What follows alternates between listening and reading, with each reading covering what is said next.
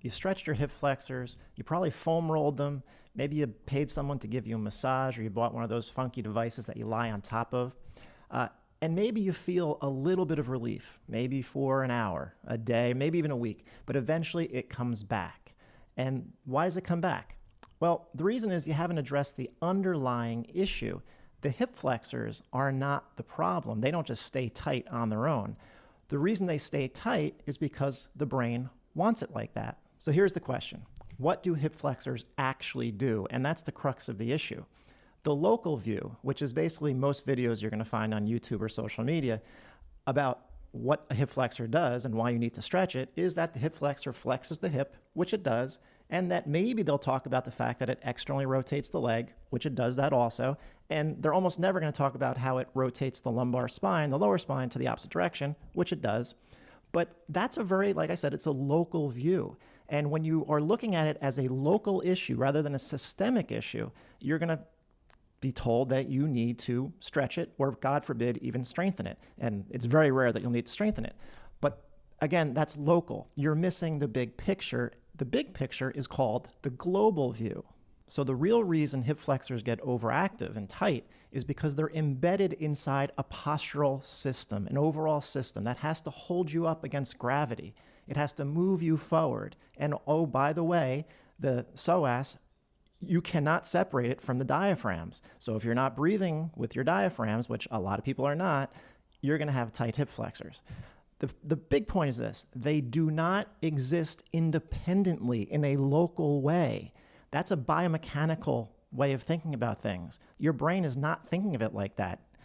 Your brain has to keep you upright and safe. And when your hip flexors are overactive, it's going to come down to one of just a few reasons why that is. So when you can finally take the global view, you'll realize that the brain's primary objective is to keep you upright and moving forward safely. So first, it needs to figure out where you are in space. That's actually what posture is. It's not about standing up straight. It's about where your brain postures you in space in relation to the environment and the ground that you're standing on.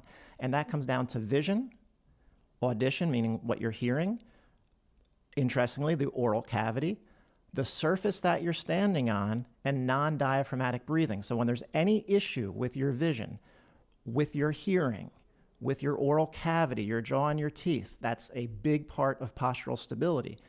The surfaces that you're standing on, it's not really the surface, it's the shoe that you're wearing as you're standing on that surface, and then the ability to breathe with your diaphragms. When any of those are impeded, when that sensory input is not there, or you're just not breathing with your diaphragms, those hip flexors are going to stay overactive as your brain has to stabilize your body by tilting your pelvis forward and arching your back, bring your head and neck forward, and now you're tight.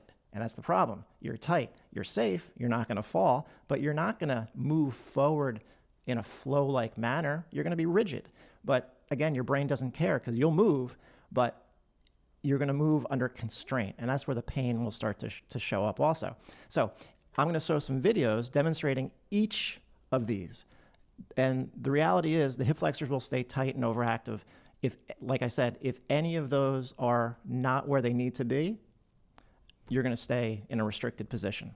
Before I show the first video, I want to mention I've made numerous videos about each of these: vision, jaw, teeth, a little bit about hearing, and definitely shoes on this channel. So I'll put some of the links to the videos about those specific modalities in the description. But here's the first. This is vision. So this individual, her old prescription, her left leg will not adduct. Those are overactive left hip flexors. And then when I put her into her new prescription, her left leg adducts, no problem. So the number one issue I see with people who are in this type of situation is too much power. For the nearsighted individual, they just have too much minus power. And this is a known thing in the optometry community. Like my optometrist would tell you, if you give someone too much power, it's going to tighten them up. Having too much power is a known thing. And I would say at least 40% of people that come in to see me who are nearsighted need less power in their prescription before they will be able to shut off their hip flexors. The other issue is for people who don't wear glasses at all when they really should. So my rule of thumb is this: if someone has a prescription and it's over 0.5, meaning minus 0.75 or above, they're going to need to be wearing those glasses when they come in to see me to be able to pass that test. At some point, as they start to re-stabilize their body, they might not need the glasses. But in the beginning, for their brain to be satisfied that they're not under threat, they're going to need the glasses to allow their body to relax. My name is Neil Hallinan. I am a postural restoration therapist in Chatham, New Jersey. I have links to my online consulting and my in-person sessions in the description below. It is now being acknowledged in the medical world and in the dentistry community that the jaw has a huge impact on neck position, head position, and thus posture. So this individual didn't have sense of their left molars. So you're going to see she's going to fail her test. Her left hip flexors are on. Then we put a tongue depressor between her left molars, and no problem. Her hip flexors turn off. So because humans are not symmetric, and this whole channel is about human asymmetry, and in postural restoration, what I do, that's the whole basis of treatment, is humans are not symmetric. A lot of people will lose sense of their left molars even when they're actually there, but they get so right-sided that they're really only sensing the right side of their teeth. And no, your teeth should not be touching at all times. There's just correlations. So when someone loses sense of their left molars, their left hip flexors won't turn off because they're not going to be able to get their head all the way to the left, and they can't get the ground underneath their foot fully sensed. So give them left molar sense, and there you go. Hip flexors turn off. Now, I love this illustration because, again, other professions know that your cranium and your pelvis are completely linked. The jaw and the pelvis are completely linked. That's actually well known, just not well known enough. And I just want to show one more thing because people are always surprised.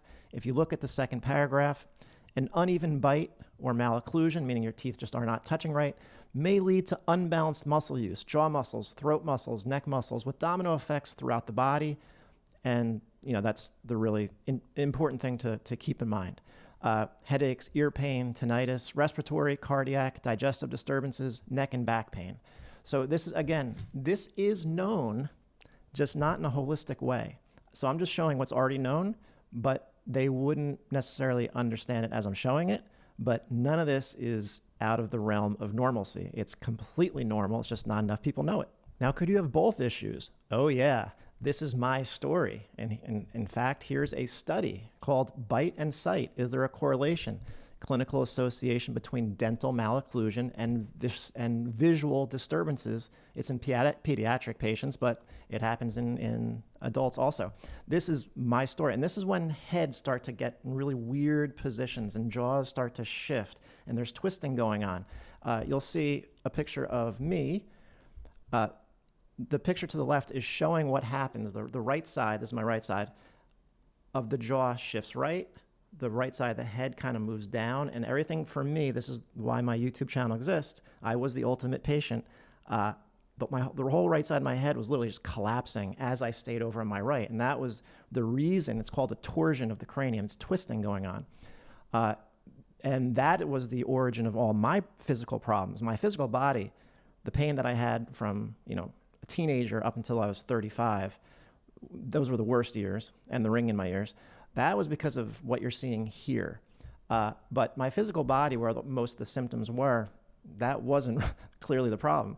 It was what up here was my vision, my jaw, my teeth, the position it was putting me in was throwing off my ability to move properly.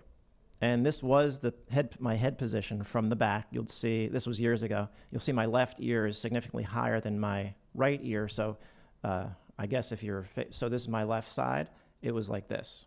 And here I am as a kid and a teenager in 20s and early 30s up until 40, living like that, lifting weights.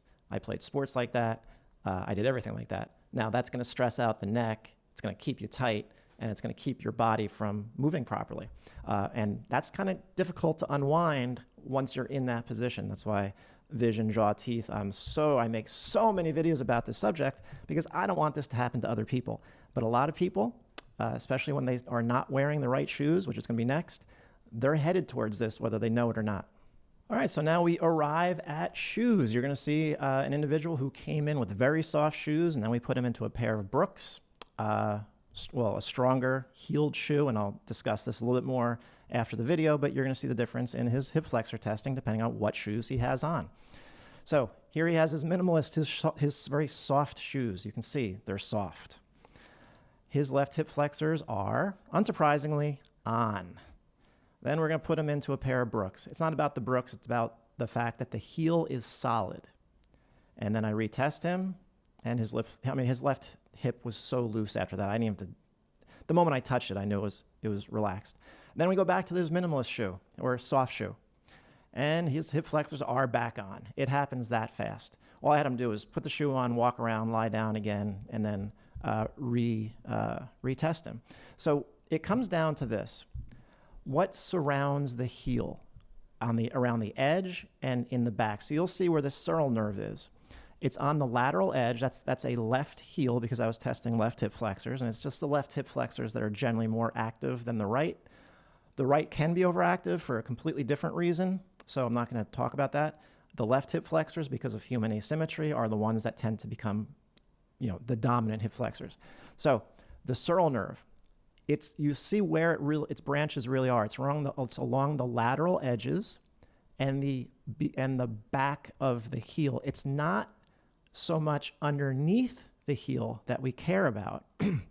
It's around the edges. So these shoes, they're kind of softer. If I squeeze, I can squeeze them. They move. They're just pretty soft. All right? They're not terrible, but they're pretty soft. The difference is between these are, again, doesn't matter if they're Brooks, they're just stronger heeled.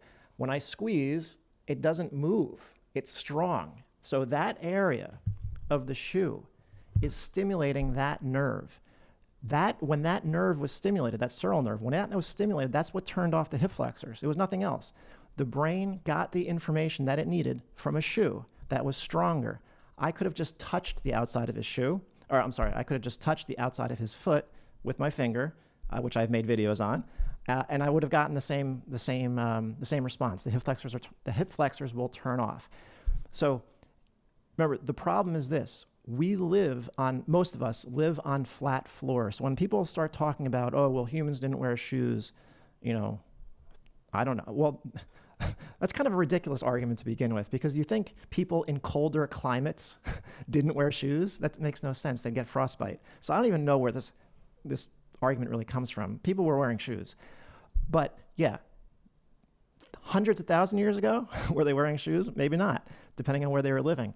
But the point is this, anyway, they weren't living on flat floors. So people who weren't wearing shoes, if they're living on real earth, that real earth, which has pitch to it, has up and down, it has grass and sticks and twigs, things that would, stimulate the edges of the heel where that nerve is. That's for the brain, that's all the information it needs. Again, remember, I could have just touched the outside of that heel, but we live on flat floors. That's the big problem. I live in northern New Jersey. I grew up on flat floors with high arches, and my high arched feet were not getting enough information through the arch, and definitely not what was surrounding the heel. And that was probably what at least partially led to my problems. So the feet are the feet. They're multi-dimensional, three-dimensional, if you want to say three-dimensional. They have to supinate, pronate, do all that stuff. Flat floors do not give that brain that sensory information to allow it to understand where your feet are. So what happens? You extend. Your pelvis comes forward, your hip flexors kick in, your lower back arches, neck and neck will start to come forward a little bit, and now you're tight. And well, you're safe because you're not going to fall, but you're rigid. You can't rotate pretty well, and you're going to start to move through strain. Younger people that I work with, younger men in their 20s, their primary complaint, I said this in one of my last videos, is tension. And you know what? How easy it is to change their tests? Put them in a pair of shoes an extra pair of sneakers. Their hip flexors turn off immediately. Their lower back relaxes. Their neck relaxes. You give them a couple techniques, they're fine. If you're wearing soft shoes, if you're wearing, these minimalist type of shoes on real earth, have at it, enjoy. But I would just be careful if you're wearing that stuff on flat surfaces that are not giving your brain the appropriate sensory input where those nerves are actually located. you're going to end up in, well, you could, I'm not going to say everybody, but you could end up in a bit of trouble in the long run. Because eventually, as that pelvis comes forward and your ribs go up, you're going to lose the ability to breathe with your diaphragms, and that's the next video. So as I mentioned, the psoas muscle is contiguous with the diaphragm, and actually the QL and the iliacus, maybe through fascia, but the psoas and the diaphragm are muscularly connected. So what are you even stretching? You're stretching a psoas and your hip flexors and your psoas to do what? Are you trying to stretch your diaphragm at the same time? Because you can't separate them.